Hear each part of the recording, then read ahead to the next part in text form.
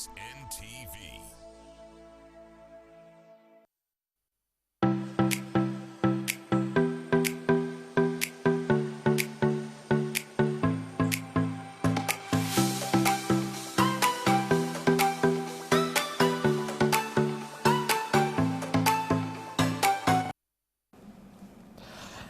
Dear viewers, good afternoon and welcome to this Enterprise Forum. Today we're looking at COVID-19 and we're trying to put it or place it in the context of enterprises or entrepreneurship. Now you've had a lot of discussions about the impact of COVID-19 on businesses. Much of the discussion has centered so much on at the level of policy or what you would call the macroeconomic level. Today we want to go into the detail and try to look for practical solutions picked from practical people who are doing business, from people who coach and deal with business people on a daily, so that we try to look for answers, solutions, how you can weather the storm in this COVID-19 period. Now, with me in the studio I have Mr. Evarist Kayondo. Mr. Evarist Kayondo is from Kampala State Traders Association. He's actually the chairperson of that organization. You're most welcome, Evarist. Thank you, Charles. And I'm happy to be hosted on this program. Thank you. With us in the studio also, we are honored to have Barbara. Barbara Ofono is the proprietor of Victoria Schools, an astute businesswoman. Really, she doesn't need introduction, especially in the education sector. You're most welcome, Barbara. Thank you. Very good. And then last but not least is Mr. Charles Ochichi. Mr. Charles Ochichi has mentored quite a number of entrepreneurs in this country. He's a coach, very close to the business fraternity. Charles, you're most welcome to the show. Thank you so much, and so happy to be here. Very good. And I'll start with you, Charles, on that. I don't want to say or ask you what you think the impact of COVID-19 on business has been, because that has been discussed a lot. Too much. But from where you sit, how do you look at COVID-19 within the context of Ugandan enterprises or entrepreneurs? I think I want viewers to first recognize that COVID-19 is not just a Ugandan phenomenon. It's not just African. It's global. But I want to approach it from a perspective of the entrepreneur in this country by saying that COVID-19 is bringing a message we need to quickly embrace and recognize beyond what you have been hearing about policy level interventions, about what government should be doing, about how the environment should be made favorable. And I say this because if I just cite some 3 examples, I can send my message home. Number 1 is British Airways is a renowned top brand in the aviation industry. British Airways has been making profits for decades upon decades, and such a big brand.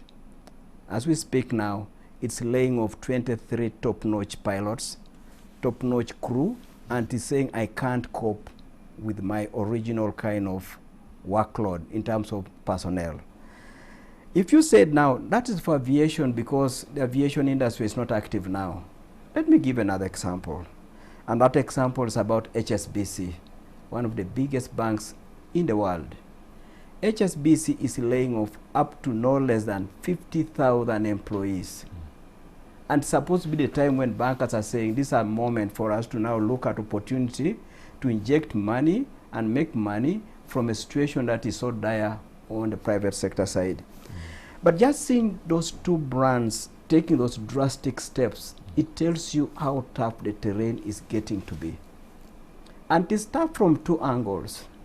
Number 1, the new consumer that you are going to get out of COVID-19 is not going to be your everyday consumer having the same old lifestyle, same kind of spending habits. Is coming with a more reorganized, refined, ruthlessly reduced attitude to spending. But as that is happening, something else is going to emerge that I want my viewers to get ready for. COVID-19 is going to distill the survivors for the game after the fight. And the survivors are going to be mean, lean, ruthless, and ready for a totally tough terrain. If we as Ugandan business operators have been unable to run an enterprise for more than 2 years, even under normal circumstances, the situation is having two angles. Both of them are deadly. The customer is extremely, extremely rigorous in terms of spending. The competition is not going to be your everyday competitor. You have been surviving and you've been failing to cope under normal environment. Things are going to get much tougher. Some of us have been saying, let's access credit as a remedy for this game. Let me say this.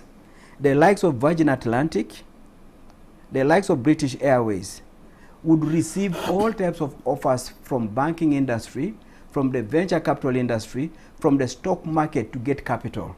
And they are still saying it's not about capital. This game is ruthlessly complicated and tougher. So if you thought yourself and say that, please put money in UDB and my case is sorted out. Please designate for me to be in a particular sector and my case is sorted out. I have a message for all of us. Let COVID-19 be a turning point for this country to focus on building true entrepreneurs who do not just dominate the sectors where they are, but go on to dominate the country and begin to go abroad with credible ability to win, irrespective of the terrain. I hear you.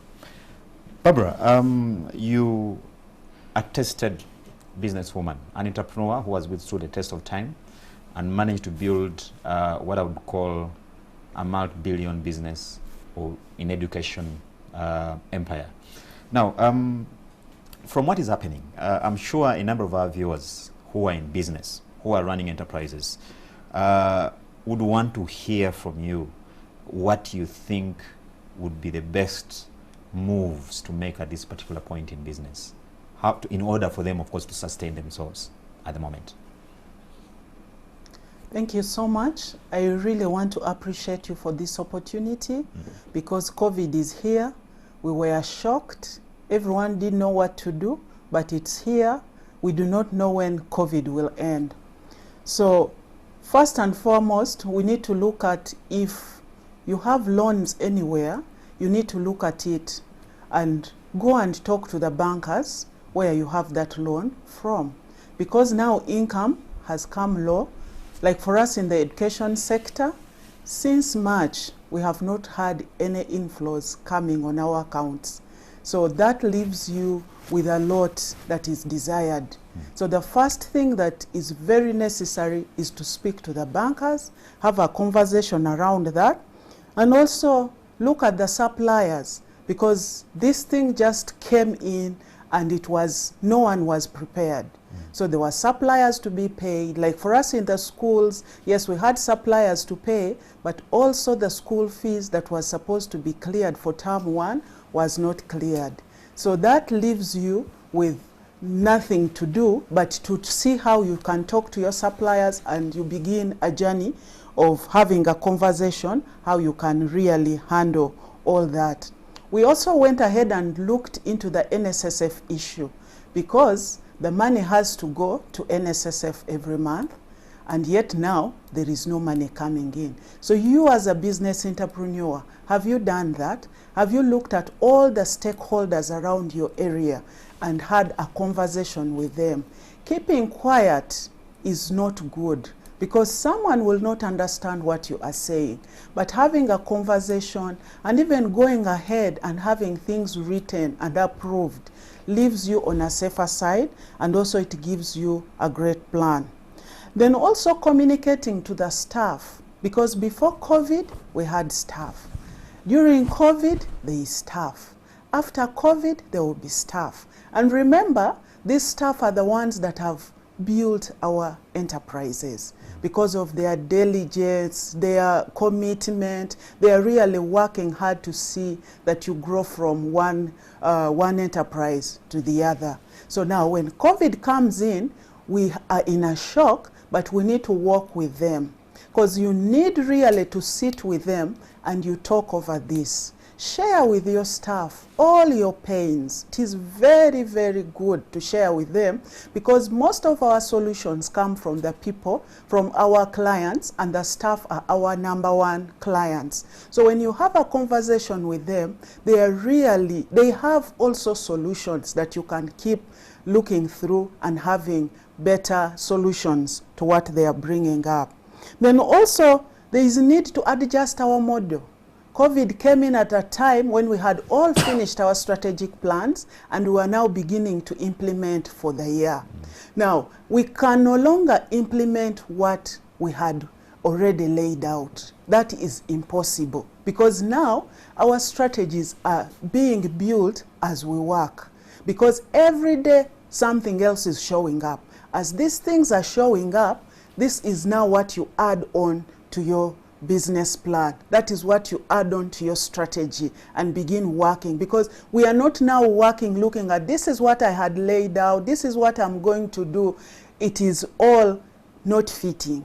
Now we are beginning to build as we work. So as an enterprise, you really need to look at what is the environment, what is the situation like, and what can you fit in. There are times when these are times when we cannot sleep. We are thinking of solutions, things that can work back and forth. You consult your clients, you consult your staff, you consult your suppliers, and each one has a solution that could be very, very important to you.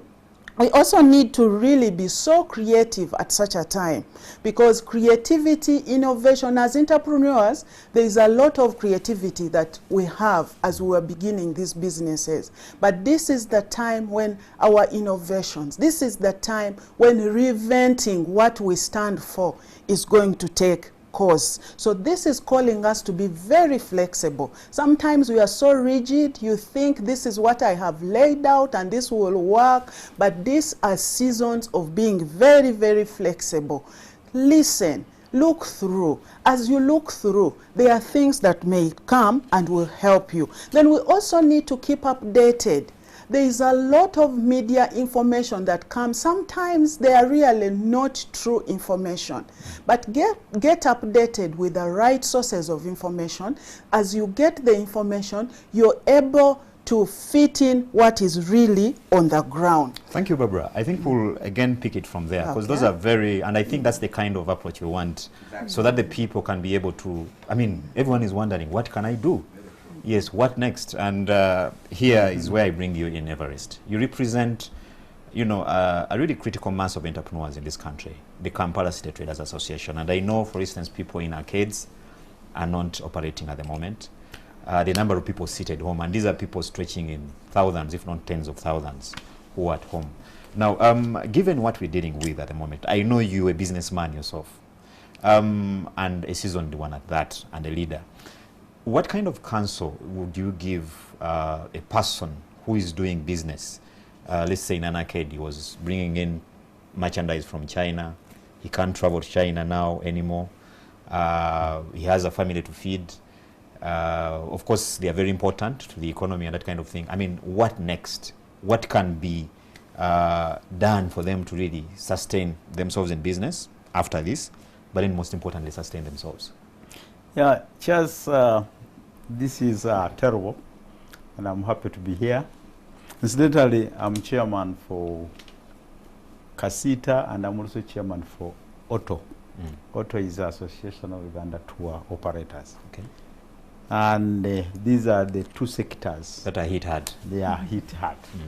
In fact, plus Barbara's, of course. In fact, Barbara might have come in at a later stage, but the starting point was at tourism, because this thing first started in China, and in China, most of our traders are sourcing their goods from China. At first, we thought it was a lack, because by the time it was announced, this is when Chinese had gone in their lunar year holidays. And the lunar year holiday happens around end of January towards February. And at first people thought it was going to stop in China. And those who are trading with China, in fact, we started advising them, please, now that the problem is in China, some airlines had already cancelled their flights to Guangzhou and Shanghai, where we source our goods. So now, for those who are already selling tickets, Yeah, that was huge, because especially if you are selling tickets to China, that means your market was no more. But most importantly, China has a very big impact on tourism. You can't imagine that in 2019, Chinese outbound tourists were 134 million. Wow. And put in 143 million, sorry. Put in perspective, that is almost 1.2 million tourists per month outbound. And you can imagine these people going out, buying air tickets, occupying hotels all over the world, and eating and Eating feeding things along the way. And this is business, because that is how tourism makes money. Yeah. It makes money through the transportation, it makes money through the hotel occupation, it makes money through the crafts they are buying as they are moving along the way. Now, this is where we got problem. And when they started they are saying now the airports are closing, the borders are closing. This is when the impact was nearing. And incidentally, I shared with URA. The URA were telling me, but Kayondo, you were talking about this coronavirus impact. But for us, we are still collecting. I told them, yes, you are collecting, and you can't get a shortfall right now. The shortfall will come in April. You know why? The orders were supposed to be made in February, because usually when Chinese are going for their Lunar Year holiday, they don't want the orders to spill over the next financial year. They want to clear everything, and if they assess, because they change even gods, such that the god who never performed in the previous year shouldn't. It's kicked and another one is brought. Yes, you get another god who will perform for the subsequent year. A year the snake or something. Yes, yes. Now, so URA continued collecting. You know why? Because the orders were already the goods were on the high seas, and they were moving. But it is the orders of February, March, April, now we have gone to May and June, and these are not happening. So going forward, even URA customs collection will dwindle, and it will be no more. Because leave alone, the challenge we have is the reliability of the suppliers. Because with some other countries like Europe, if you make an order and you are dealing with a company, you will make an order online and they will supply as per the specifications. But look at a case where you are making an order, and if you are physically not there, the first order could be good. Yeah. But for sure, if you don't move for the second order, you will not get the order you want. And what will happen? These goods will go bad. Now, so what can the sector do now? The sector right now, we are in a catch-22, because even it is not fully opened, and what we are urging the government that please open up, because partial opening up where we have some others are operating, others are not operating, it becomes a problem. Yeah. But right now we have had so much. What is cherished most is import substitution. But for sure, maybe what we can talk about now is diversification. Import substitution, we have to go step by step, and it is something which we should embrace, but we can't go full blast if we are going to be successful on that one. We'll come back on that, Mr. Everest, because that's another big topic which we really need to break down. But let me bring you in here, Charles. Yeah. I mean, from the submissions of Barbara and Everest, yes, you can clearly see that where government is at the moment, you can no longer use that line of government yet to Yambe. Because whether you believe it or not, there are no resources. Which means now we fall back on the entrepreneur himself. Exactly. What is your take? What can the entrepreneur do now? Very good point. I want to first come and say this, that whenever circumstances of this magnitude come, whereas you can make a lot of noise for any rescue to come from any direction, at the end of the day, the entrepreneur must know that you make the final calls. And just to underscore my point, there are Ugandans who have been well received in the banking sector. They got so many loans. The loans were at the cheapest possible price. They didn't address certain specific issues that Barbara was sharing, and those loans swept them away. And when they were being swept away, these are people who were paying taxes, probably 500 billion, a million per month, 6 billion in a year. When they were put under receivership, there was no government saying, oh, by the way, you have been paying taxes. What caused your failure? What could we have done to rescue you? Nobody meets at a cabinet level to discuss high-level failures of businesses. Nobody meets at a high level to see what could have led the top importer of electoral items in this country to surrender that space and somebody has occupied it. Do you just let it happen and you don't want to pick a leaf from that? So the message is, if you heard what Barbara was saying, these are the elements that must become integral to the entrepreneur. One of them, managing your cash flow. And as you manage your cash flow, do not be in a hurry to go for your bank loans. If you are going to the bank loans, and assuming now you're already caught in it, then there must be a way you must have a candid discussion with your bankers. And I mean candid. In other words, be as honest as you can be, so that the banker will say, okay, you used to be good, but now COVID has come in and it has disrupted your ability to pay us. The issue of development projects, if you've been already having some developments going on, probably this is the moment to just say, let's hold some of this back and consolidate our position where we are currently. On the bank thing, Charles, sorry to take you back on that issue. Because what is happening now is that there's a lot of talk, and I think government has requested through Bank of Uganda for commercial banks to go a bit slow on recovery at this particular moment in time. Others have called it finance restructuring and that kind of thing. Correct. And I think to a layman, this might look like an easy thing, that it comes without conditionalities. If you can help our viewers really understand what takes place in that, because it has been dangled as a solution without really fully understanding what is entailed in that discussion between the borrower and the lender. I want borrowers to know that the moment you sign a loan agreement with a bank, it's backed by documents. And those documents were backed by your own submissions and your own aspirations on what you wanted to do. And those documents also had embedded assumptions that these are the kind of revenues I will be earning per month. Now, because of the disruption coming out of COVID, those assumptions have been affected. Now, as you go back to the bank to revisit what you had promised to do, please go fully aware that a discussion about assumptions is going to come up again. Where will the money now come from? And if that money is going to come out of those sources, will you make sure that you do not again create another investment angle that will diversify your money and get it away?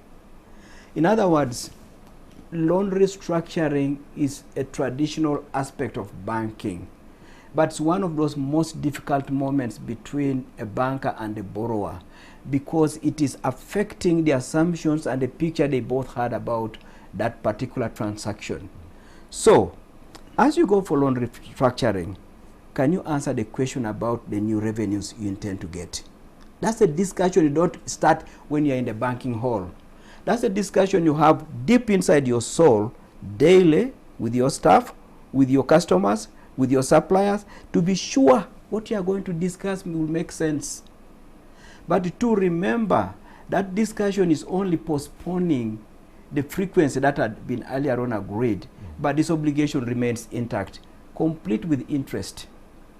So please go there fully aware that you are delaying an obligation. As you are delaying that obligation, there are new assumptions you must fulfill. And make this clear. The moment you ask for loan restructuring, you are on the watch tower of the bank, because they want to reconfirm that, did what you say really mean you meant to say that? And number two, you are not the only one in that sector. There are others who are also in that sector. They have also gone for loan restructuring, and now they are paying. Do not keep on singing the word COVID, COVID, COVID, as if it is only you and the banker who are knowing that word. Everybody else has gone through it. And the banker knows when you are beginning to make untruth statements. So do not take loan restructuring as an easy way out. Address the fundamentals. And some of the fundamentals I keep telling people are that the cash flow you took to the bank initially, even if there was no COVID, assuming there was no COVID, would you have performed that cash flow? And if that is true, can we check your performance up to January? Because COVID came in February, March, and now. But how are you performing for the other 9, 6, 7 months? Does that speak to your truthfulness? Does it speak to your honesty? Because there's a lot of retouching there when we are exactly. going to the bank. So honesty is key here. I hear you.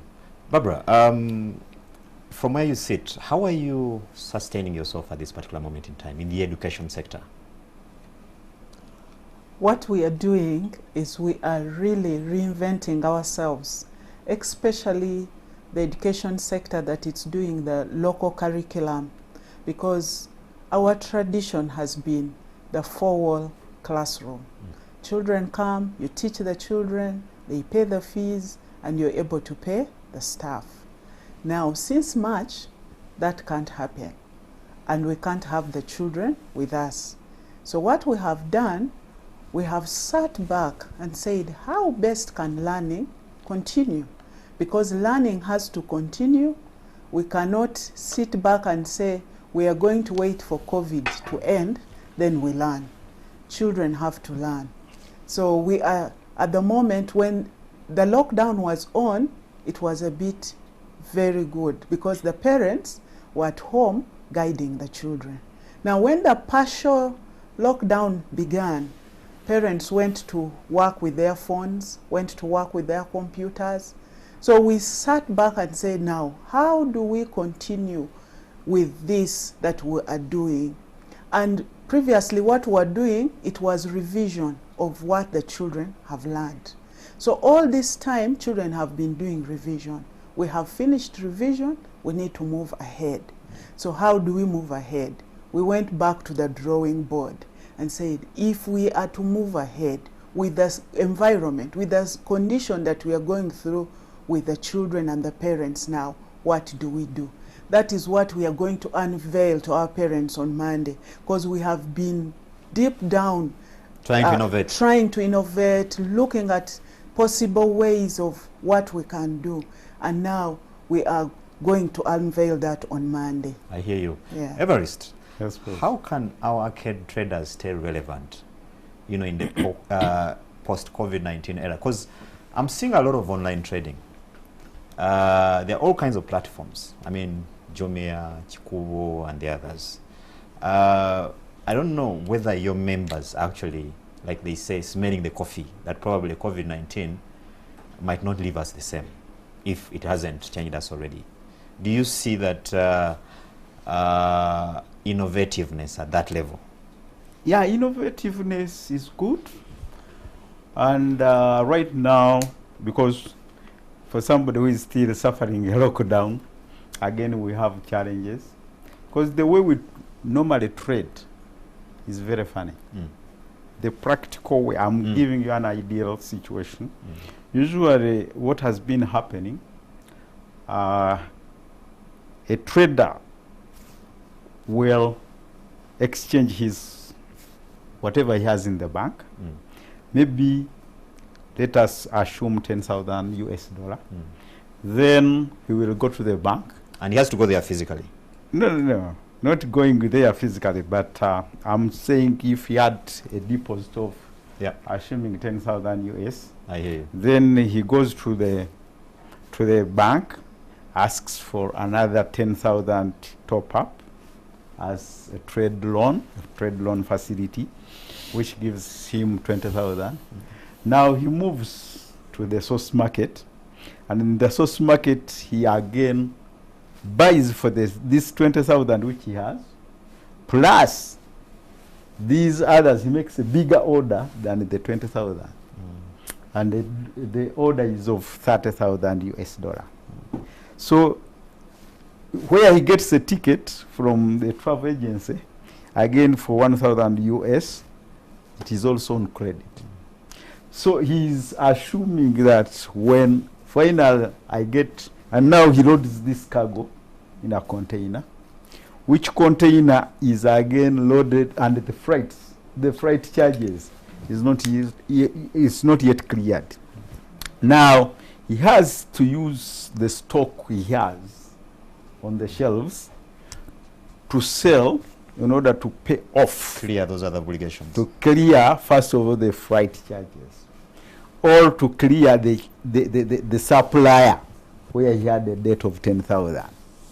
Now, as he clears the suppliers to release the original papers, the bill of lading, and he has an obligation to pay for the freight charges. So these are the cash flows and how ordinarily it happens. Now, when he pays and gets the bill of lading, he clears the goods, and now he has an obligation to clear URA before he can access the goods. So when COVID comes as a bombshell, It disorganizes the entire chain. the whole chain is disorganized because he's indebted with the supply of the ticket, Yeah. he's indebted with the Bank. supply of the goods, he's indebted with the banker, and he's also has an obligation because URA will not release the goods until all of the taxes have been cleared. Warehousing system is not so practical in the practical world. So when this one, because in economics we call this coronavirus an exogenous factor. So once it happens, it comes as a bombshell, it cuts all these cash flows, and you tell somebody you get seated at home and he's not earning. But he has these obligations all along the way. Yeah. Charles. Very good. No, it's an interesting, Mr. Kayode, you have painted a beautiful picture. And that picture is replicated in many other transactions of the local Ugandan. Now, when you look at this typical trade of KACITA, he has received some bit of respect from a bank to a certain volume of loan. He has also received some bit of respect from a supplier of credit. He has been given some supplier's credit. He has also received a bit of some respect from the ticketing person. Yeah. Great stuff. My message would be this. If this importer could be trained to build a mindset where he could over time begin to eliminate the role of the bank, use the bank to initially build that ability to give the other person a deposit, perform so well, pay even before the time you are supposed to pay the supplier.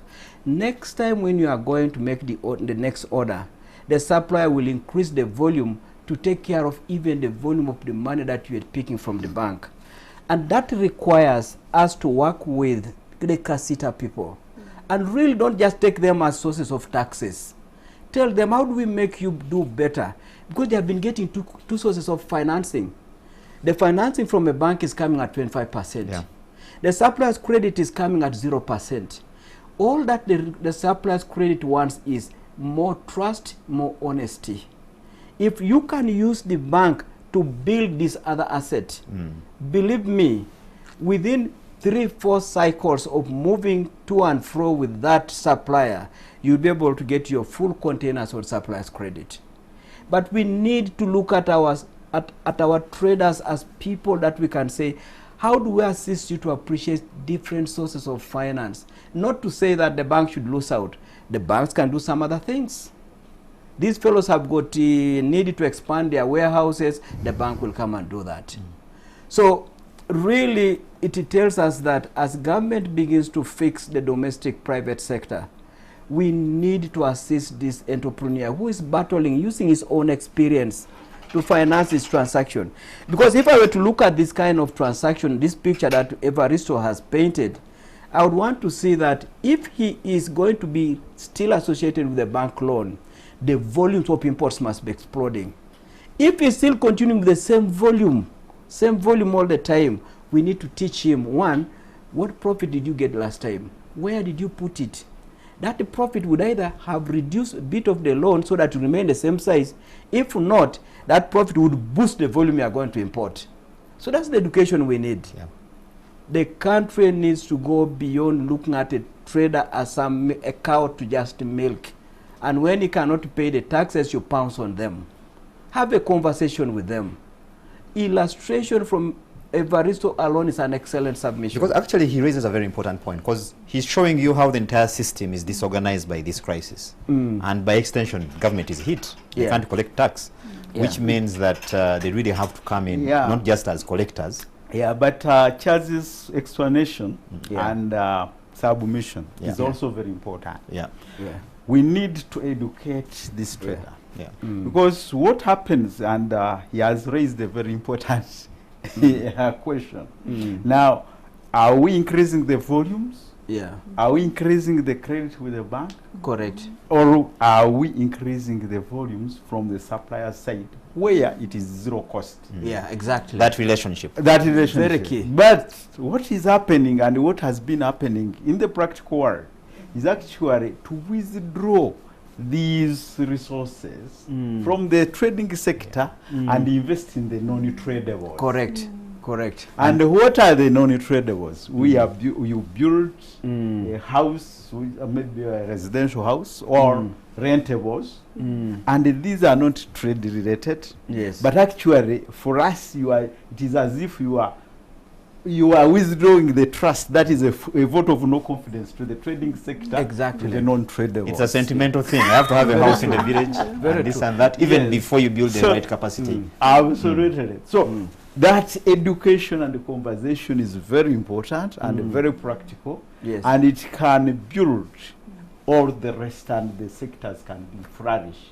And just picking up again what he has just said, you know, they rush for this land because the moment people see that you're a trader in Chukubo and you are getting all this money, everybody is giving you an offer. Everybody is saying, please, if you miss this, this is the best opportunity. The truth is this, opportunities elsewhere will never dry out. Consolidate on maximizing this area where you have mastered the game.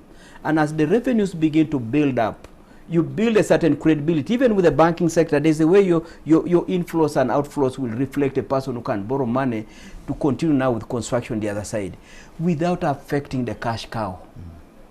That's so very... But there will be temptation for anybody with the resources. To divert. And that goes to exactly what the chairman is saying.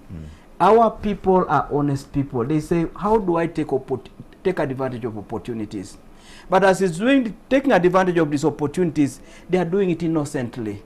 We had a big case of somebody who graduated from Chukubo coming to Buganda Road and beginning to take off from there. And in the course of the last 12 months, that investor really suffered badly.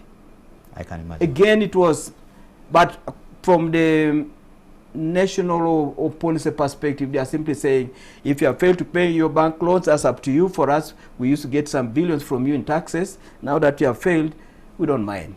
That's another discussion we're going to talk about, government's intervention, especially through UDC and that kind of thing. But before we leave that area, because again, Charles raised a very important issue.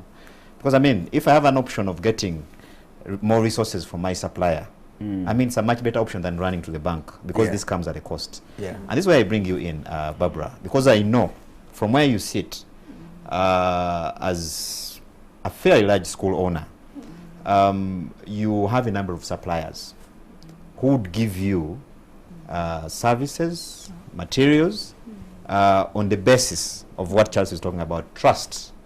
Trust that you're honest, trust that you're going to be there tomorrow.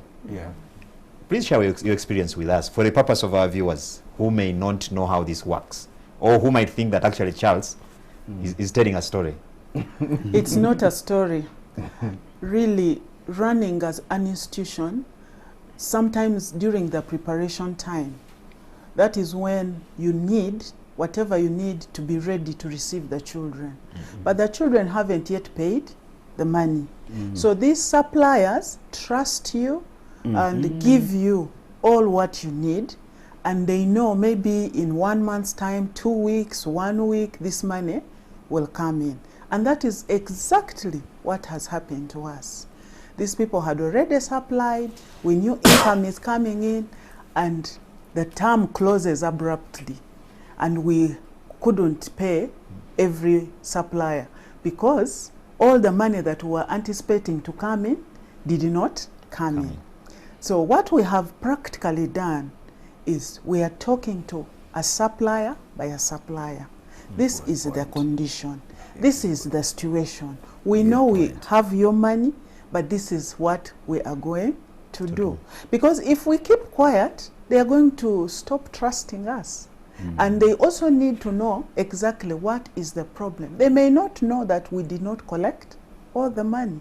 But now when you talk to them, we are beginning to have candid conversations. There are those that are hit so much that feel maybe I need this money to back me up. And there are those that are willing to hold on. There are those that are saying, can I please receive this money in bits? So each supplier has their own way, but the major issue that needs to happen here is take off time, list all the suppliers that you had, speak to them individually, then you will have a way forward on that. I hear you. Yeah. Viewers, we're still discussing the practical solutions, how to deal with the impact of COVID-19 on individual businesses, individual enterprises, what you can do. And in the studio, we have a business coach from Enterprise Uganda, Charles Ochichi, who has mentored quite a number of businesses. We have business owners and leaders. We have Evarist Kayondo from KACITA, Kampala City Traders Association. He's a leader and a business owner. And we have Barbara Ofono, the proprietor of Victorious Schools, as we know them. I want to move on, Evarist. There's an issue I touched earlier, the issue of import substitution, which I think is now government policies. Government is looking in that direction. And previously, we've seen discussions, especially from His Excellency, about some of your members. His belief is that we should actually substitute those imports we are getting from out and then start making or manufacturing things or items, goods here, and stop importing, reserve the money we have here for other things.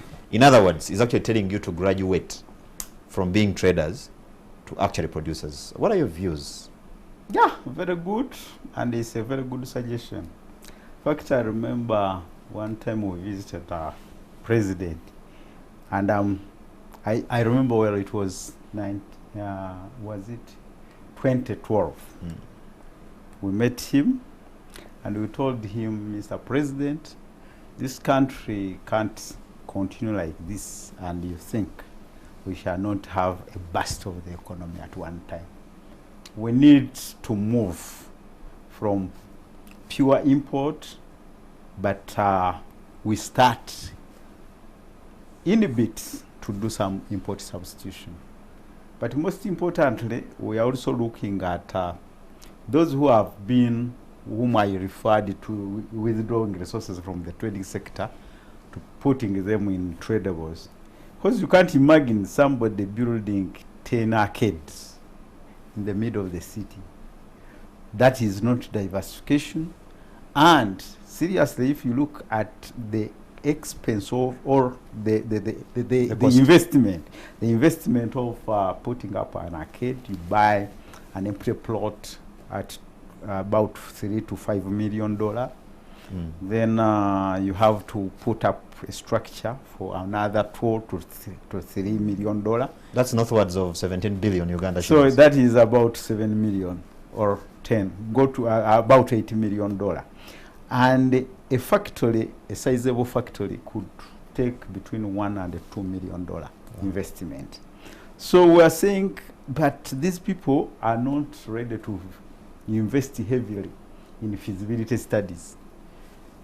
Usually we go for follow-up strategy, Sentimental investments. Not actually sentimental. I look at Charles Ochichi, where has he invested? Is he successful? Then I go for it. Not going into the feasibility study, what were the tricks used, and could it be the market has been saturated? What is the demand theory, and what about the market trends and the costing of these products? You just see Ochichi flourishing. He has prospered, and therefore You want that to go is it. You go for it. But could be he has some business secrets you have not shared, and the feasibility study would be able to reveal all of this. So we are telling Mr. President, can you use your three organs of the government? We had Uganda Investment Authority, we have Uganda the National Planning Authority, and the Ministry of Finance.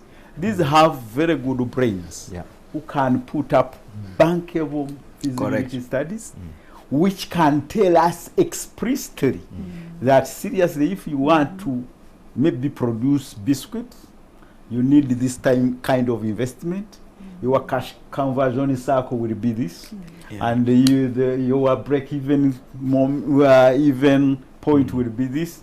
You need to produce as much.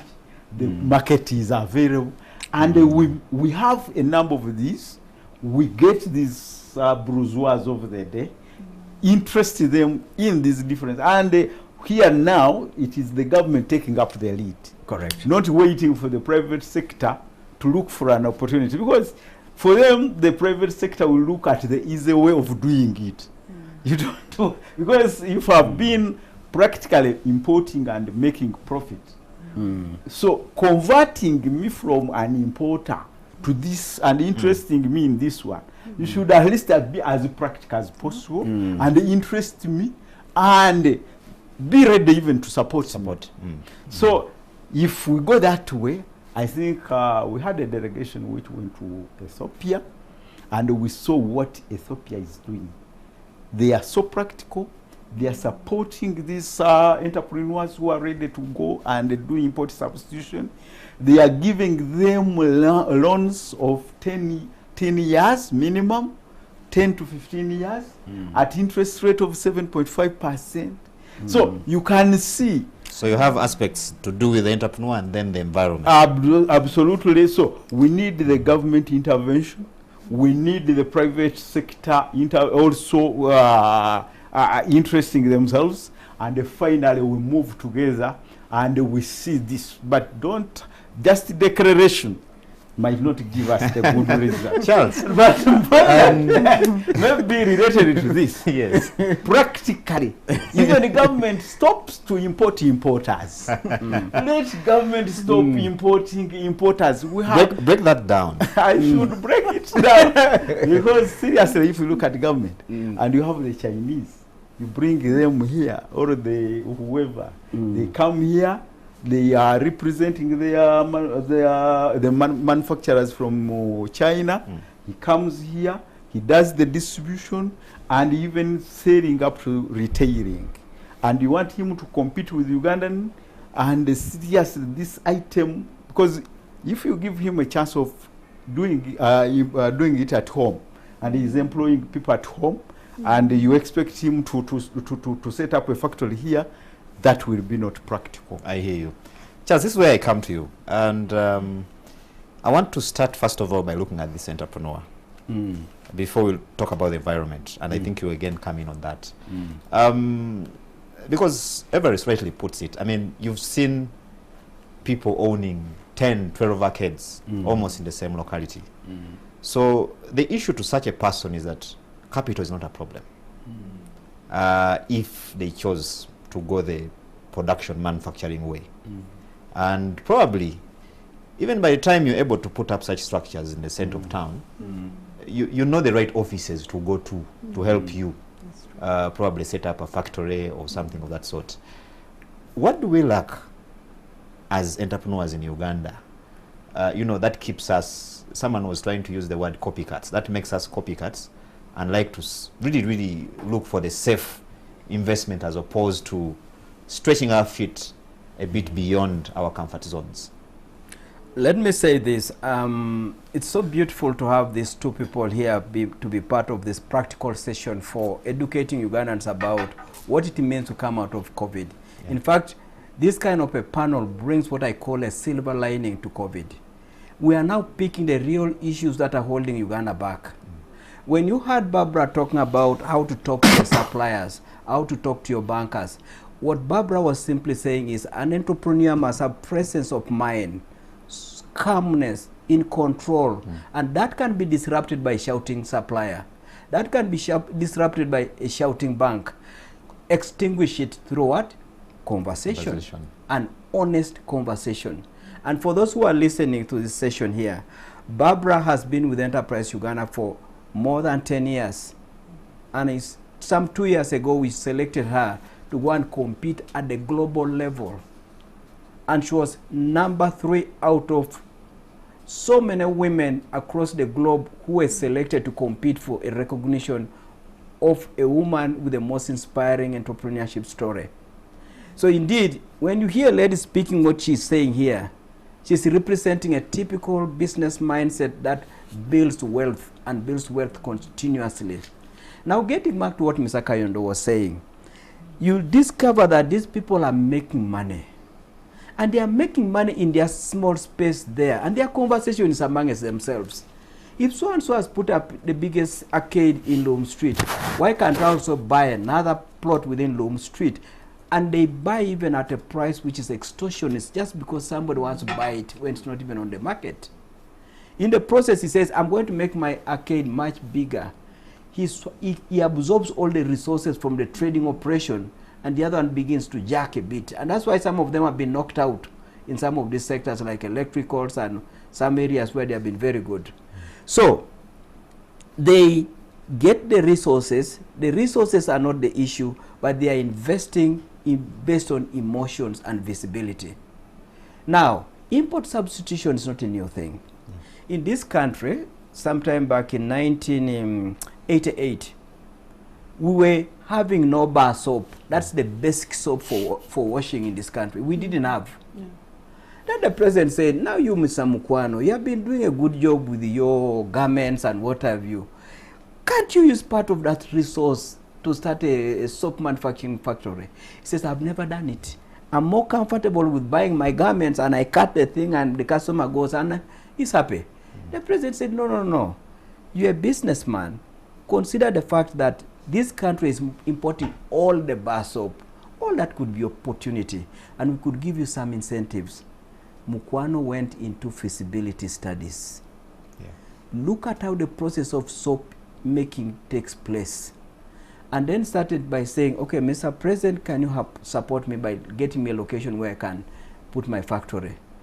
Because it should be in such an area where electricity is easy to get and water is easy to get and all those kind of things. As it were, Mukwano went into soap manufacturing. And he continued to perfect the game. Today, by the time the old man was dying, he was probably in the top 5 most wealthy Ugandans, having started from a trading outlet in a village called Gombe, and then going to Fort Portal, and then coming to Kampala and beginning to look at those other areas there. This is a person who was saying, I will take opportunities, but those opportunities must be informed by return on investment. The Mukwano group is still operating on that principle. There are no excitements. By the time they go and put up something in Kololo, they have done their feasibility. They are not doing it because somebody is in Kololo, we must also go there. By the time they went to Acacia Mall, they have done a feasibility that has borrowed the best expertise they can get. Ugandans must realize that in business, wealth is only created if you fulfill 2 things. And these 2 things are things that you must look at all the time. Number 1, what are you selling, and is it meeting the expectations of the customer?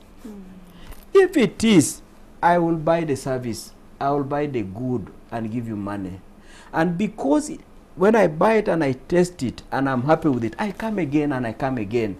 And when I do that, I even refer you to others. This wealth is beginning to grow. But number 2 must come in. If you have done so well that we now respect you and we keep giving you loyalty, be ready to fight the second battle, competition.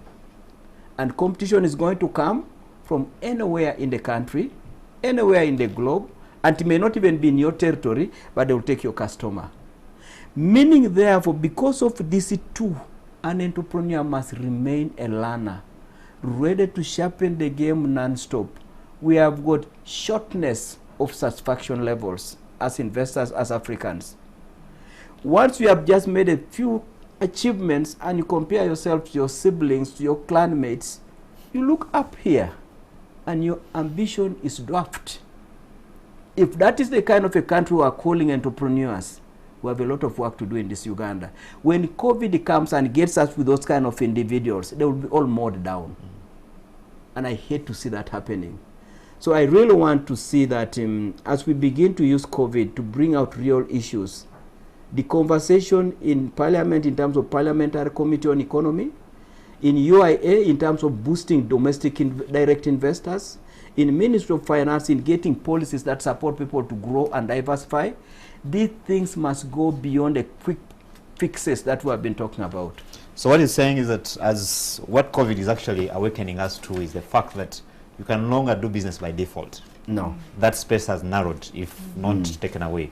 Now, on that note, Barbara, today many businesses are contending with the fact that they either have to reduce salaries of employees. The issue of human resources generally, a very critical issue under COVID, with businesses. Others have had to, just chase, or looking for a better word, to lay off some workers. But, I mean, if I'm to call a spade, I mean, it's what it is. What would be the best way to approach that kind of issue? Because we've seen, some really spiraling out of control. Some businesses probably might never recover because of the way they've handled that particular aspect. Because, I mean, crises like this can push you in a space where you have to make hard decisions as a business person. What would be the best way to handle that from, a leadership point of view? Thank you so much. The first thing to do is first deal with yourself. Because when COVID came in, we lost ourselves in shock. Now, after you have dealt with yourself, now you turn back to people who have made your organization, and they are the staff. So just hurrying, because immediately COVID struck in, everyone was restructuring.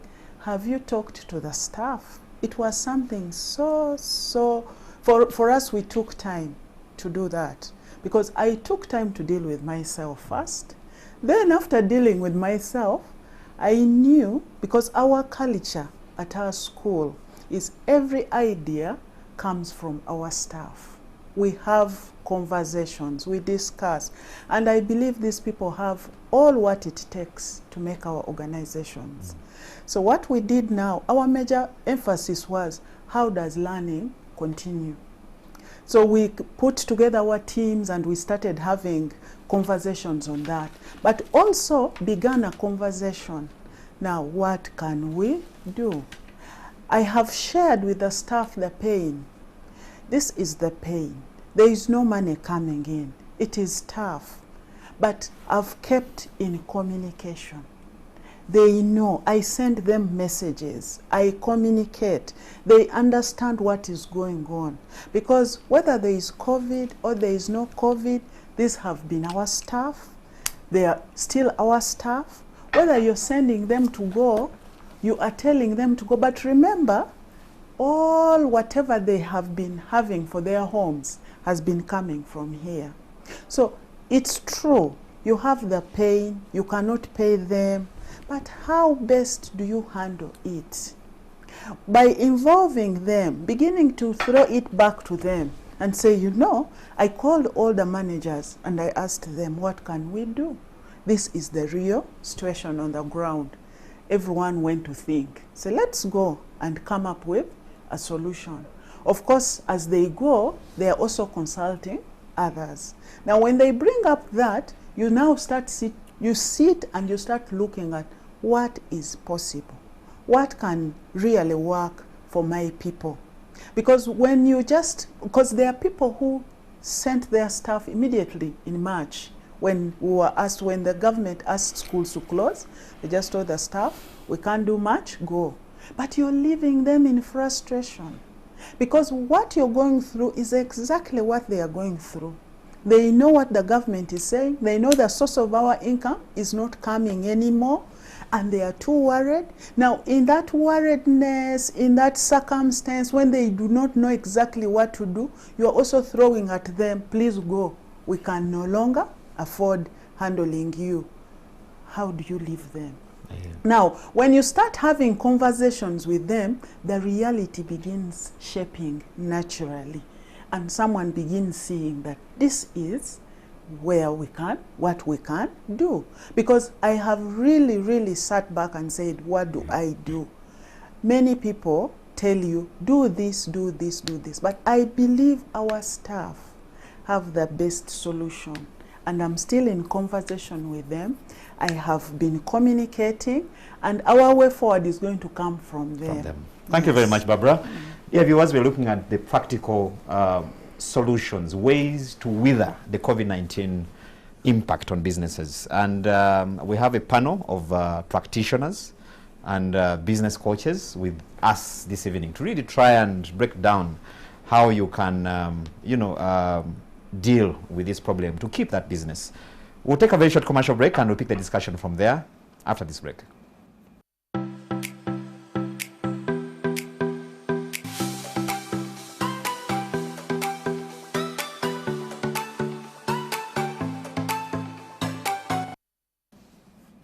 Welcome back.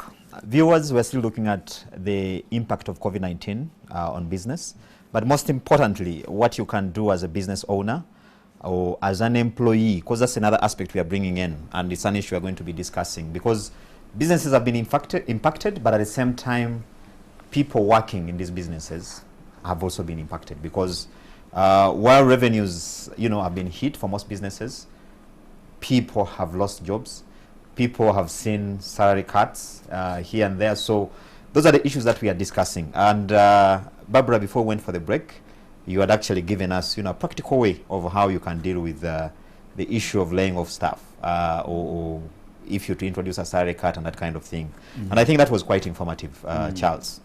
No, extremely. And that's why I love this session. And I hope there will be a way we can keep it running and run for a couple of weeks. Because when you hear Barbara speak, in our enterprise development clinics, we talk of 5 pillars that sustain an enterprise. The first pillar is the leader who champions the vision, governance, strategy, and everything else. But this person here must be a person who has got that presence of mind to really occupy that space. Now, that should not be the person who just says, now that I don't have school fees, what do? I just tap off and get people to move out. The next pillars are equal as important, and the other one that she was addressing now was the HR pillar. There's a writer who said, he wrote a book, Good to Great, and he said, if you need to succeed in business, it takes 3 factors. Then he said, factor number 1 is people. Factor number 2 is people. Factor number 3 is people. Now, human beings are not just warm bodies. These are people who have got emotions. They have been in contact with customers much more than sometimes the leader herself. And talking to them, you sieve out the kind of information you would not have gotten ordinarily. There's a saying which says that your stars shine brightest during dark moments. When things are so tough, rely on these people here. They will tell you, we know our parents. We know where they are getting resources from. They believe in us.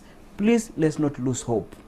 By the time you hear that from people who are in contact with students, with the parents, a leader can come up and really give hope.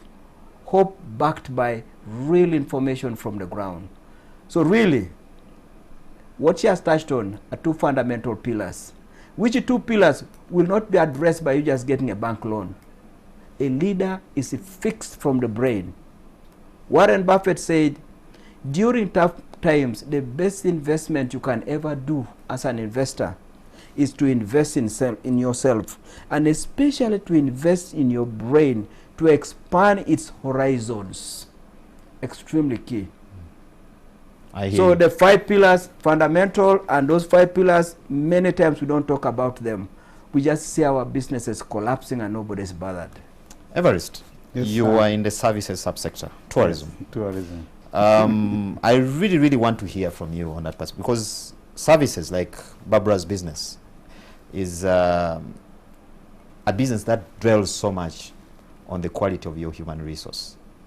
Because, I mean, you're selling nothing else but a service. We sell service. Yes. I mean, how do you deal with a situation like this? I mean, you're not working, but you have to keep that. You're not going to close and say because no tourists are coming in, therefore we'll close business and that kind of thing. What kind of advice can you give a business person out there from your experience? Yeah, from my experience, I got worried when our president one time said that now he has identified the two types of economies. One is the production economy, The real economy. real economy, and another one is the Luxury. luxury economy.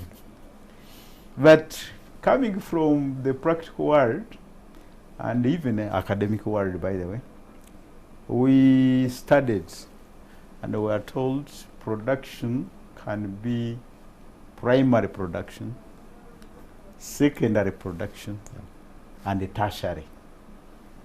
And I can assure you, all over the world, countries which are beginning, and you will find mainly our countries which are less developed, to sound good. We are doing primary production. Yeah. And then we move a bit of secondary, and we sometimes don't perfect it. That's why people keep on exporting raw materials, and then they are worked on, and then we import them as finished products. So they are not involved in it primary, but they are doing secondary, and others are doing even tertiary. But most developed economies are doing tertiary. We got a delegation from Singapore recently, and one guy from Singapore was here, very big delegation. And you know what they told us? That for us in Singapore, we don't have a single raw material in terms of minerals, trees, what. The only natural resource we have is human beings. Mm. And we have invested heavily in the human capital to the level that we are now at a per capita of 45,000 US dollars. Yeah. Their population is about 4 million people, 4 million people, but their per capita is at 45. Now, what am I communicating? Seriously, for us in the tertiary, and especially the service sector, this is where, in fact, it is quite interesting that we should have the resilience it requires, and this is where government should be very practical. I can assure you, if you look at the budget of 2018-2019 budget, the allocation to the tourism sector was 0.1% of the national budget. And what did it fetch for the country? 10% of the GDP and 25% of the exchange inflows. Over $1 billion. Correct. Now, last year, the allocation was 0.4%. And equally, we have contributed to the economy to that level. But where you are investing 0.4% and you are earning 10% of your GDP, and you are earning 25% of your exchange inflows, it has a lot it is communicating. So what we are saying for us in the tourism sector, we need to keep there. And the question, and I think my sister from Victoria's, yes, this is what exactly she's talking about, and this is what we have tried. Don't lose your staff. Don't fire them, or you wanted to use so many words. Fire, expel, Chess. Whatever is Well, I retract them. but, whatever it is, what we should do is to sweet talk them, tell them the situation, the predicament we are going through, and see how we can sustain ourselves. Because they are also as practical, and we can talk to them. Because why should you lose this skill which you have built over time? And by the way, now we are talking about the direct income, what I'm talking about, the 10% and 25%. But look at the tourism sector in perspective. And look at Uganda Airline being reinstated. What will it rely on? It sells as the air tickets who are bringing the tourists. When you are expanding the airport, you are expanding it for the passengers to use it. And who are using it most? It's the tourists. When you are moving, because even these taxes so you are earning on fuel, these are practical. They are because they have to be transported, and these are vehicles. You go to the hotels, they are using the hotels. I shared with the hotel where we are seated in one workshop, and they told me they have 450 employees. And as we talk now, they were remaining by I think now they are opening up. But they were remaining with a skeleton staff of 20 employees for 30 at home. But should you ask them, it's not practical. Will you train again? Because seriously, what we call these hotels, what we call our sectors, is actually the people, the service they give. If a tourist is coming from wherever, is coming to tour Uganda, the best, there is a computer consultant who is working on my website, and he can capture this market, and then this person comes, transported in. It will be my tour guide who will pick this tourist from the airport. Spend a lot of time. At best, you can maybe come to the office and for 30 minutes. That will be the end of the story. I hear you. You will then move to Bwindi for gorilla trekking, and if there is a chance, and I throw a part as they are partying, again 1 hour. And you buy craft. So, and he has been in the country for the 14 days, but I've spent 1.5 hours. So this stuff is key in the entire value chain. But going about the impact on these other sectors, he's eating the food of the agriculturists are putting up. He's buying the craft which are made by the women along the road. He's practically, you are getting all this value chain, and so many people are sharing in the sector. I get you. That's why the tertiary should not be left in the corner. It shouldn't be swept under the carpet. Correct. Well, viewers, you can be part of this discussion. At a certain point, I'm going to open, the phone lines, and then we'll be hearing from you. We have, I think, experts is an understatement. I prefer practitioners. Yes, because that comes loaded. You can be sure these are people with experience. They run businesses, and they've mentored business people who have actually made it in business.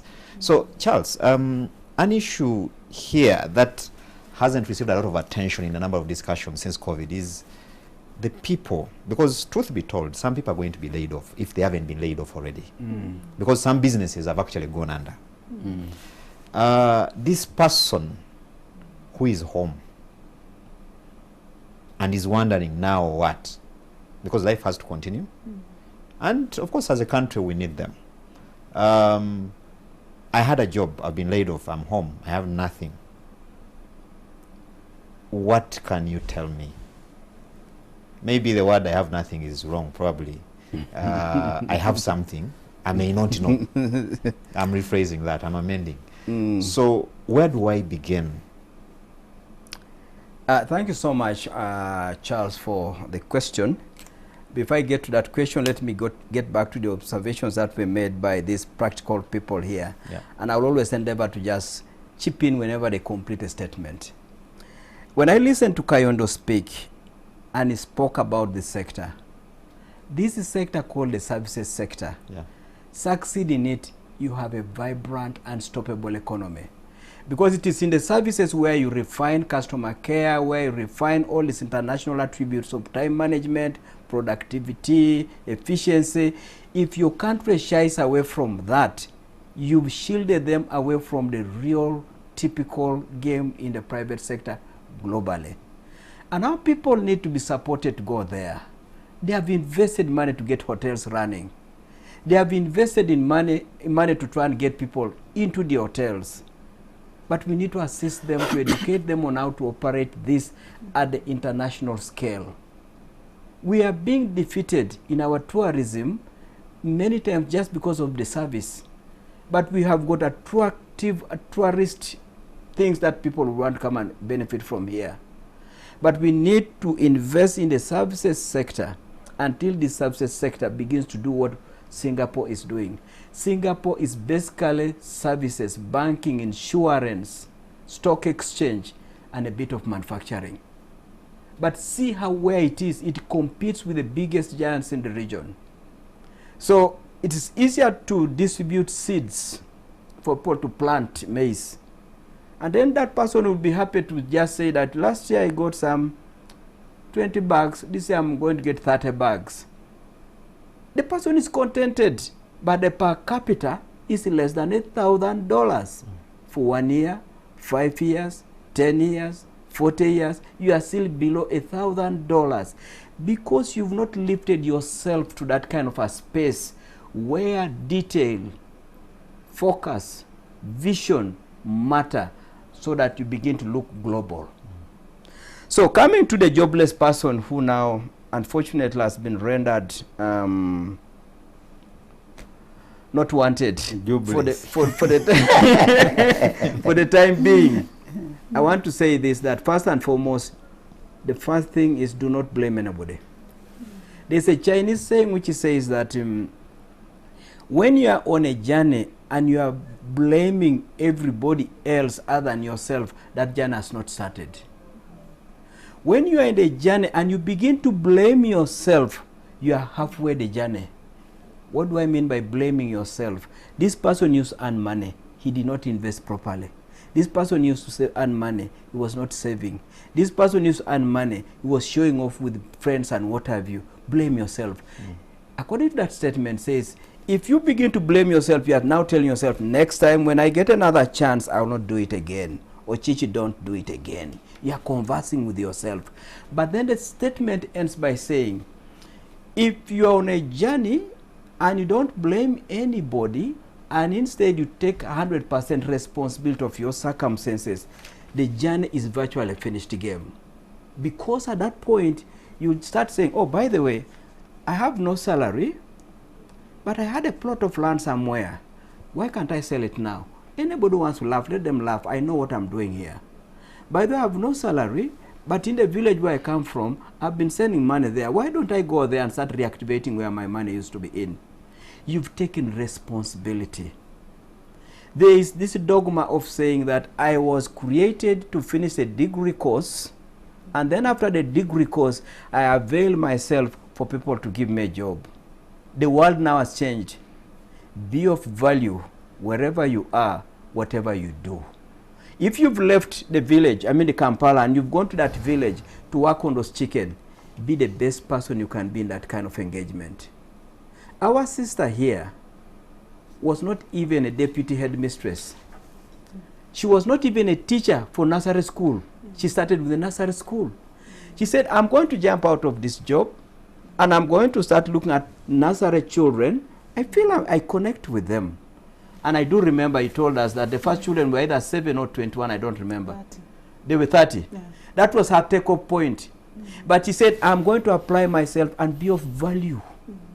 People started saying, oh, Barbara is able to look after kids. Initially, it was almost like charity. Then they started giving some money, and a school was born out of that. So, end of a job does not necessarily end of usefulness. Sort out whom you are blaming. Remove excuses. Recompose yourself and get going with something that will begin to deliver solutions to the marketplace. The beginning doesn't matter. The resources you start with do not matter. Who is valuing what you are doing is the main thing. Barbara, your experience, how did you lift yourself from that experience? Because that's quite something. 31 children, you're now at where you are, you know, with the number of schools that you own at the moment. Because I think that message now goes directly to speak to this person who is home and watching us and is saying, it seems my dreams are ending here. Thank you so much. Our dreams can never, never end because God created us to have impact in different areas. For me, my impact is in mothering, nurturing, and those people that God has called them into this education sector, they will survive. I really know that the times are hard. It's very, very difficult. I recognize that. But I want to ask you to have hope. Have hope. Let us keep conversations, looking at the situation, how we can reinvent ourselves in this. Because yes, COVID has come, and COVID is not going to leave us the same. Even though COVID goes, the way of doing things is totally going to be different. And now, if we learn to do it now, it's going to help us ahead. I hear of someone who just got the buildings, transformed them, and said, I can't wait for education to begin.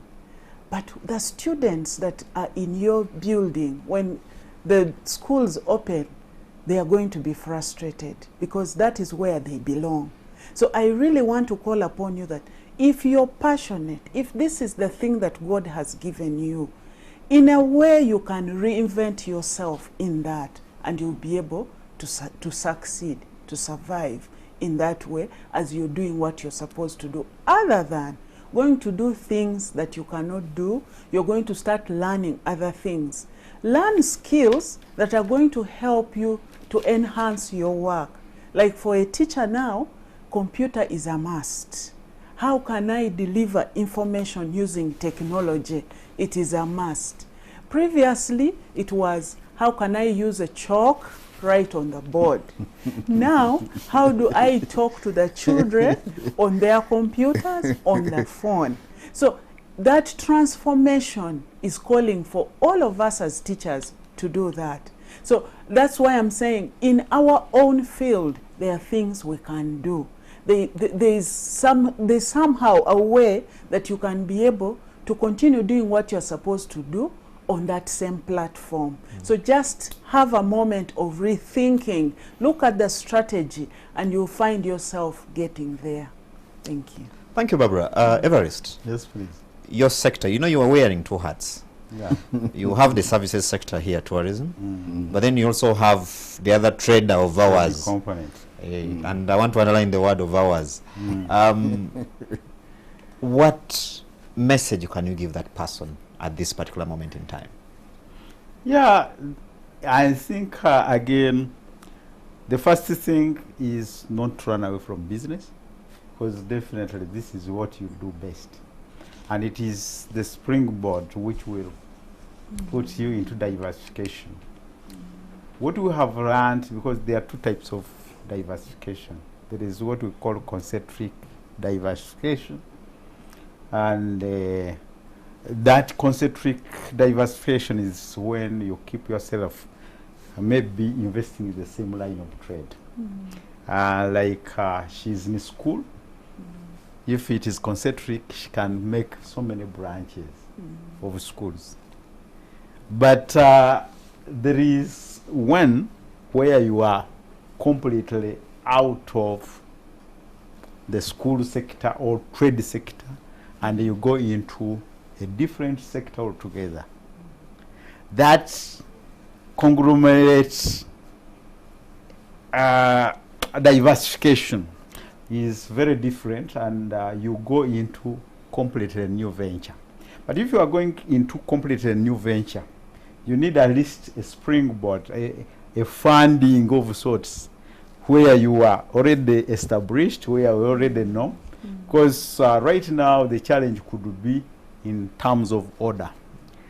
What we have been used to traveling to maybe China, But China has been so good that the prices are down, but the reliability of suppliers is also a very big challenge. That is for a fact. Except if you are working with high-level international companies, which is not very easy. So what we have to do is to look at other sources where we can get reliable sources, suppliers, who are not actually not that bad. So as we continue with the trade and then thinking about the diversification into and going into new ventures, we can look at the reliable sources of goods, and then we start making orders by internet. Then we get the supplies, because the movement are restricted. You can't afford to go to a country, spend 2 weeks before you access the market, and when you come back you are suspected and you have to go into another isolation 14 days. So it becomes a very big challenge. So we need, but what I can't say, because again this the supply of goods has to continue. We can talk about import substitution, which is correct, but it can't happen overnight. It's not like a switch. You have to know where you are going for import substitution. I've been to most of these. I have visited about 10 cities in US, but nowhere in US have I found garments or shoes or belts made from US, not even from Europe. You go to Germany, where we used to talk about, or Netherlands, where we used to talk about chuma cha mudachi. I can assure you there is nothing like made. I bought my camera from Germany thinking that I must buy a camera, a German camera which must be first class, only to find it is made in China. So I can assure you, most of the supplies where there is secondary production, you will find it is China, Singapore, Thailand, Vietnam, who are the suppliers, and the Philippines. So meaning that even if we are talking about Uganda, even if we are to talk about import substitution, it can't be 100%. It will just be a portion of it, and we shall be best where we have a competitive advantage. We have not addressed some structural challenges, like electricity. The cost is still high. Then we have, when you take it came to vehicle manufacturing, I think it takes about 1 year to manufacture a vehicle in Makerere University, this Kira. So you can't rely on such a supply. It's a bit of a you have reliably substituted import vehicle importation in Uganda. It can't happen. So at the end of the day, the import will continue. But we have to be very strategic in our operations, and we embrace the technology in the communication and the order. I hear you, Charles. You have something to say? Yes. Before I take the callers. Okay, the calls are beginning to come through. Let me just have a comment about import substitution. A great statement. But let me tell you that whoever has been supplying whatever they have been supplying, they have been at it for years, 5, 10, 20, whatever. And they have perfected the entire value chain on how to get the raw materials, how to handle the logistics, to make sure that they export to as many destinations and they win in that destination. Now, as we walk into that space that has been occupied by the finest and the meanest, we should have already been as firm and strong where we used to be good. That's the direct imports of goods. No wastage of finances, proper handling of customers, proper handling of production processes and storage and everything else.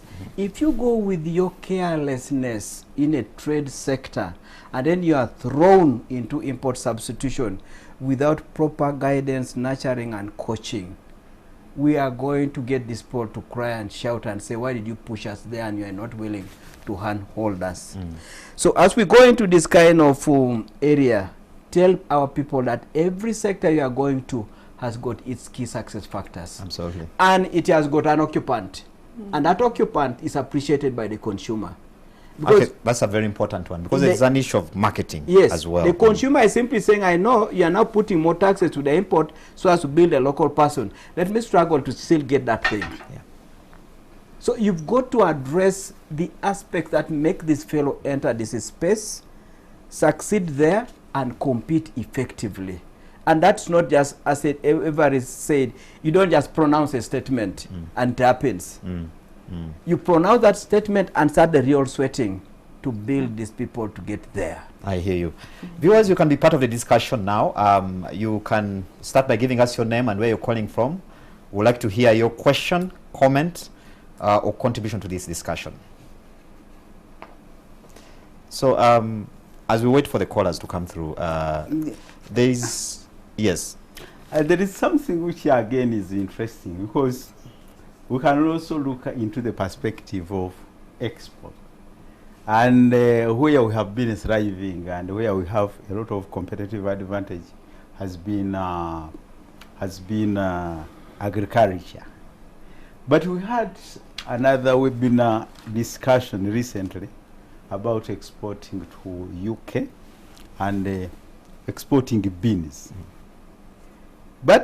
and local potatoes. And somebody was telling us this has a very good market. But again, it is one area where you have, once you go into export, it is not like business as usual, that you will have these beans, you mix the brands, and you think you are going to just power it there, and people will consume. They just want everything perfected to the level that if I buy on the shelves of London maybe a half kilo of beans and it is defective, I should be able to tell that it was produced from the farm of Chazo Chichi.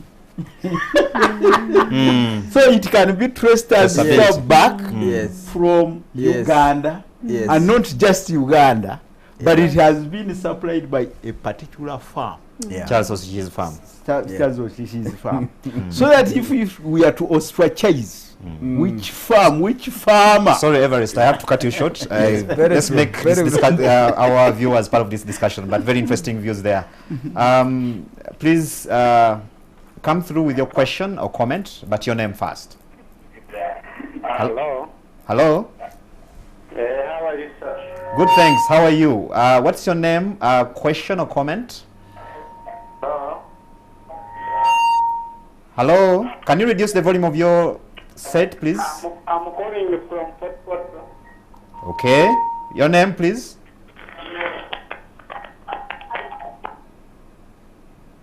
Your question. Sorry, we've lost that one. I think there was a problem with the connection. Yes. What's your name or comment? I think we've lost that one as well. We must be having a little issue with the lines. Hello? Yes, please. Yes, please. Your name and question? I'm Edward Bazi calling from Kitigo. Yes, Edward. My question goes to Titi. Yes? Yes, please. Go ahead. Yes. I wanted him to throw more light where he said a farmer who can produce about 30 bucks, how can he be inspired to look at the level of export body? Okay. Thank you very much. That question is well understood. Hello? Okay. I think, Charles, you can come in. Thank you so much. A caller from Kitgum. A farmer who has been supplying the local market in Kitgum or within Uganda must recognize that the moment he begins to look beyond the borders of this country, there are key success factors for his produce to be accepted across the borders overseas. We can have this so-called AGOA, everything but arms, but the buyer the other side will tell you that I do not want multicolored beans. I do not want beans that have discolored because of the way you have stored them. I do not want beans where the packet is beginning to look as if it's destroyed. Already the seeds inside look good. Those are the key success factors you must master. Now, if you cannot master all that and you still feel you could get into that market, what options do you have?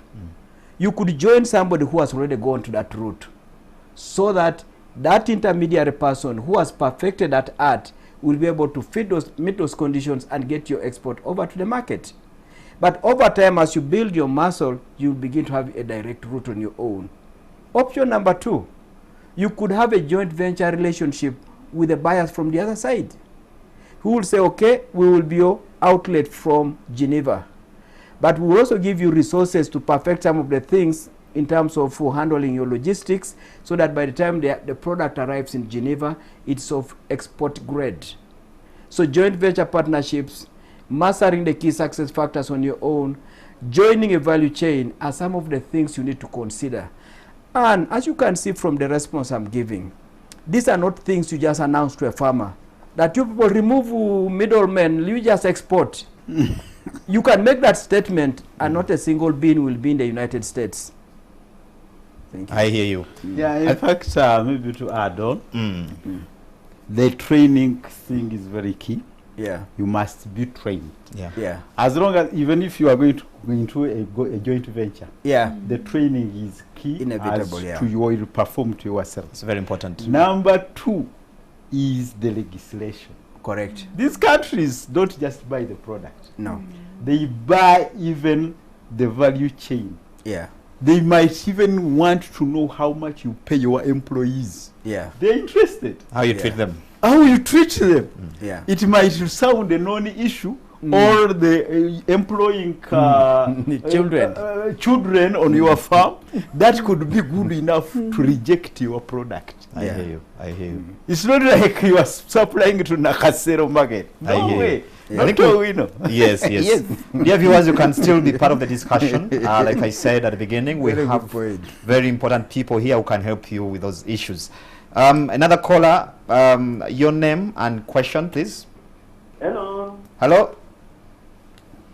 Thank you so much, Charles and Victoria. Each time I see both of you, I'm really inspired. Thank you. I have a quick question. I just want Charles to throw more light on the success factors for any enterprise. I know one of them, which you have really emphasized, is the human resource. Thank you very much, Charles. I will see you soon. 2 years ago, we met, and now I have started something.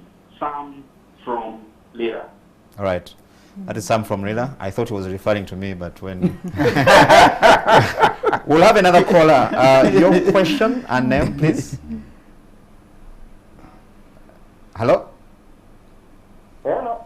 Yes, please. Your question and your name? Yeah, my name is David. I'm calling from Kila Division. Yes, David. Thank you, Charles, for the wonderful moderation. Thank you. Happy to see you, Mr. Kayondo. Happy to see you, Badapa Porofono, and Mr. Charles Ochich. Yes, please. Your question. My first question goes to Madame Ofono.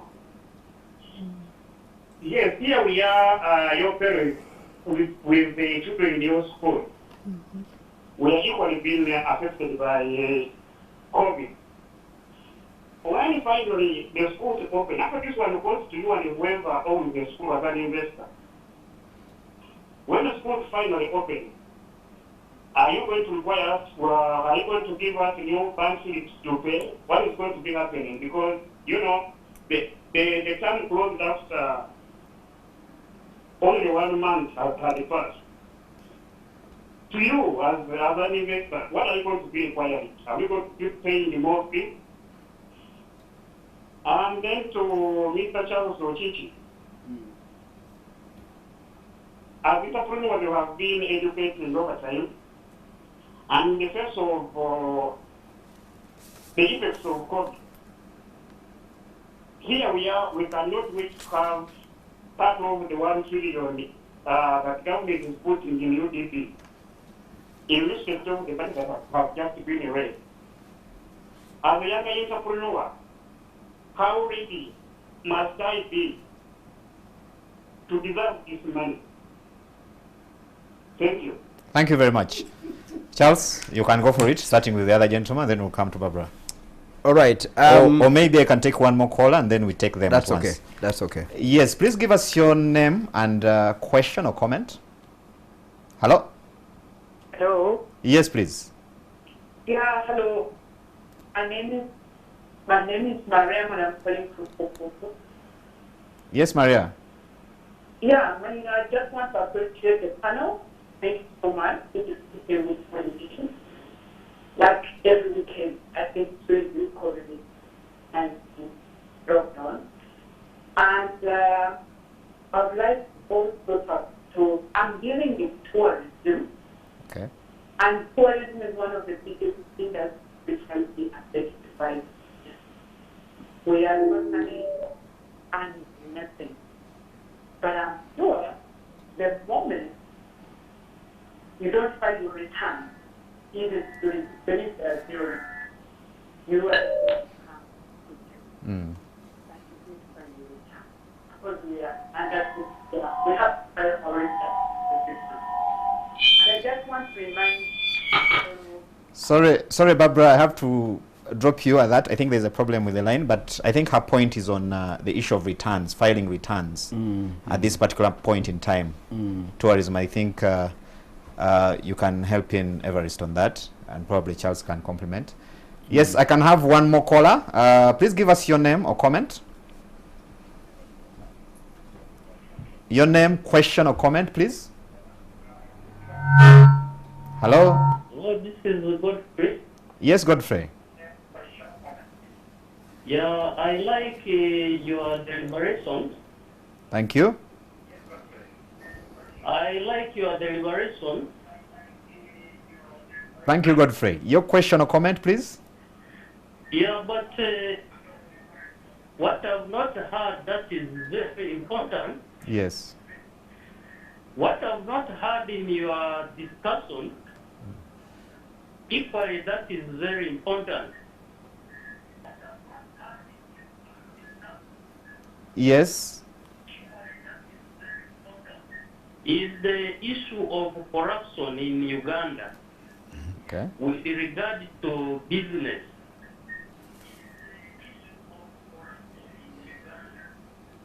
Yes. Okay. Especially when dealing with the, say, government, I, for one,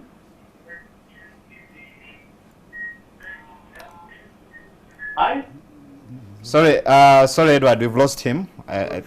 Yes. I think I'll just provide for just one more call and then we come back. But I think he's talking about just one more caller. hello. Hello? Yeah, I was disconnected. Oh, okay. And I just wanted to expand on what I was talking about concerning about filing returns. Briefly, please. I just wanted to remind myself and sorry that they should not can like knowing that they are making any money. If they don't file returns, you are able to come. And tonight will be there. So let's just keep filing the returns that zero. We file have to pay as you earn. Okay. Because you don't have stuff there. Then if you are paid just have. We have to follow the instructions of the government because very soon, if when this one goes, they're just going to pounce on us and in one queen every little thing which they're thinking we are working and yet we are not working. Thank you very much. No hope from the government. Thank you very much, Maria. Sorry, I have to cut you short, but yeah, she makes a very valid point to continue filing returns. Charles, your responses to the couple of questions that came to you before we bring in Barbara.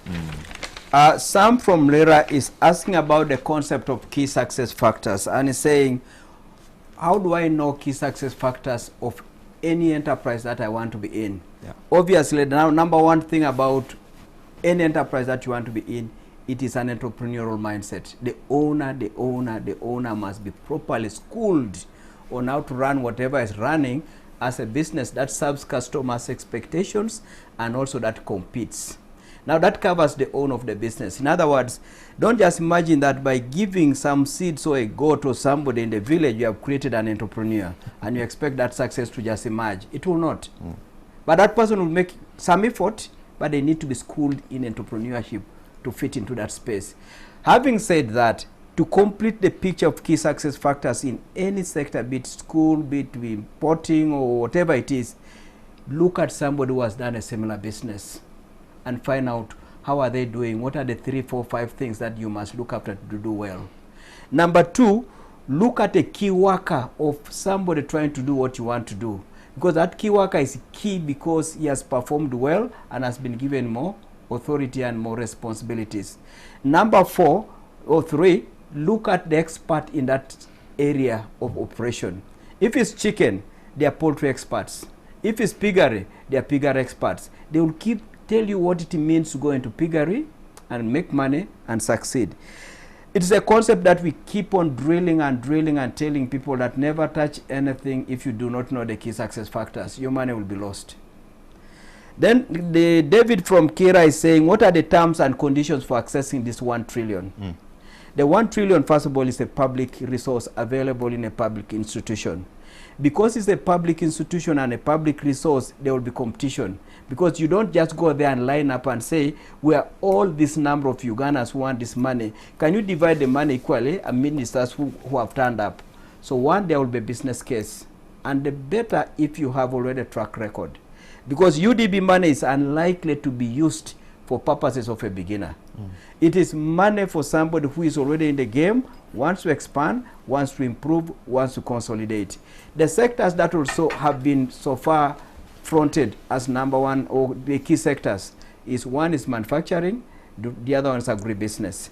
But obviously UDB will give more details in terms of the duration of the loan that you can take, the maximum amount that you can take, the minimum amount you can borrow.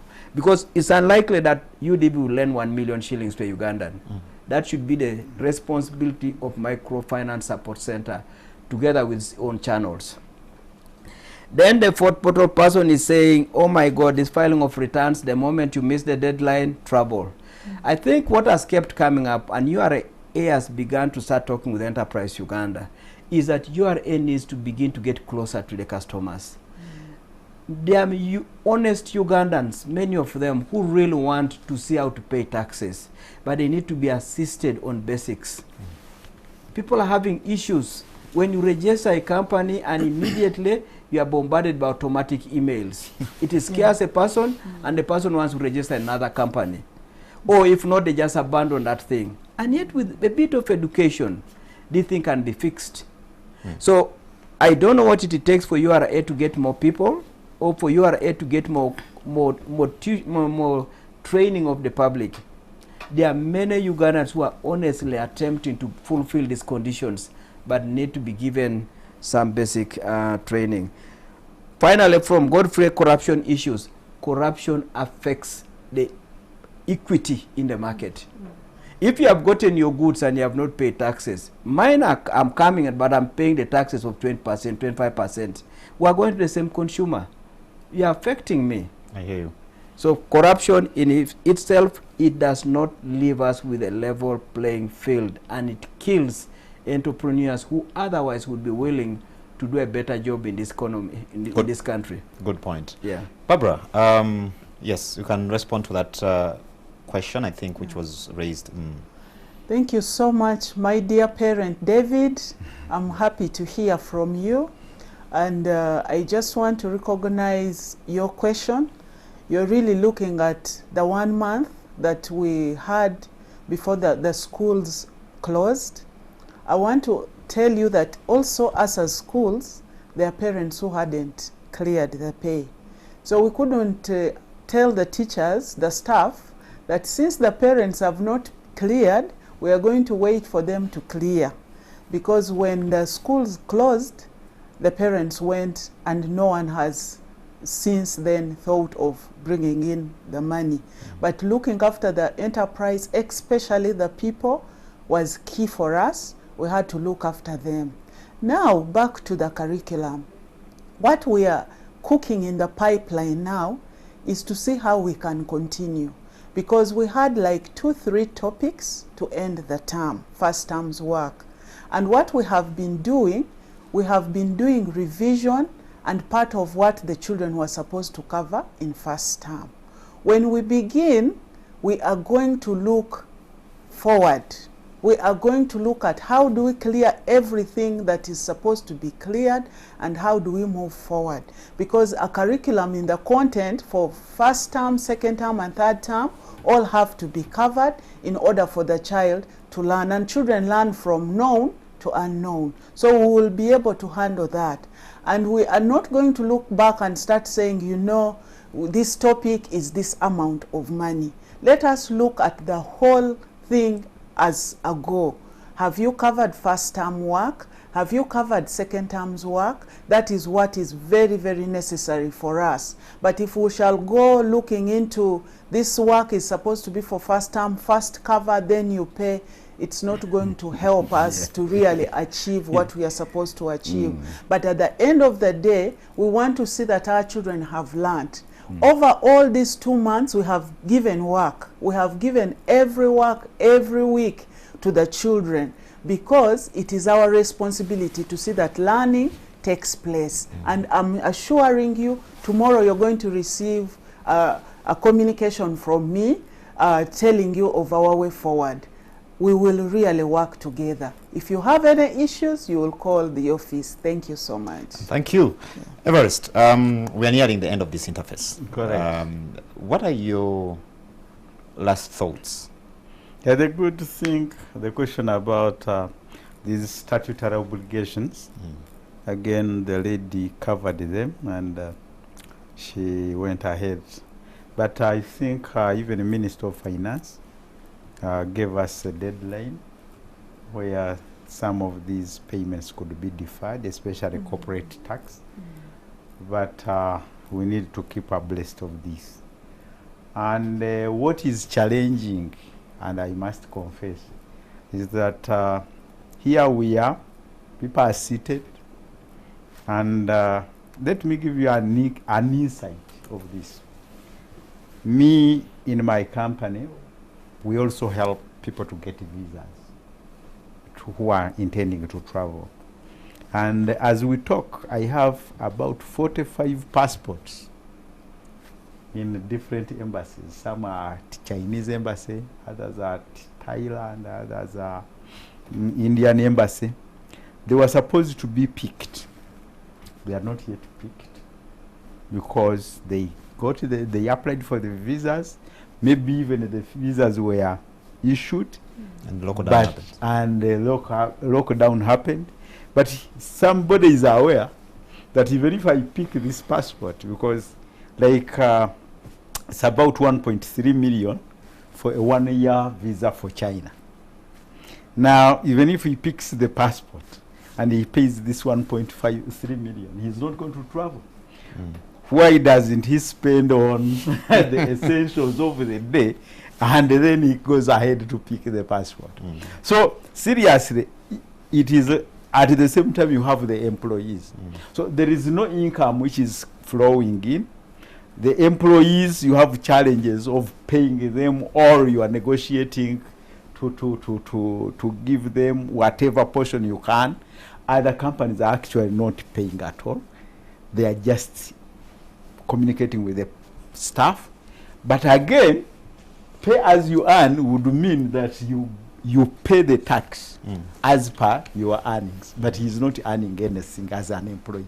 So what are you paying? That is, you are going to make return, but you are not obliged to pay anything for the statutory obligations. So these are the challenges which we have to contend with at the moment. Yes.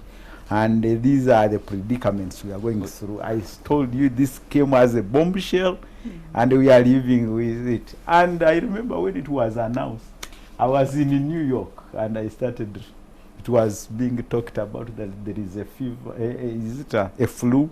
It is in China. Nobody thought it could spread all over the world. No, I hear you. Charles, your last thought on this going forward. I think what we are seeing by just looking at what has been coming out of this panel is that the game of building an entrepreneur is not a quick fix game. If you wanted to relate it to athletics, this is not a sprint.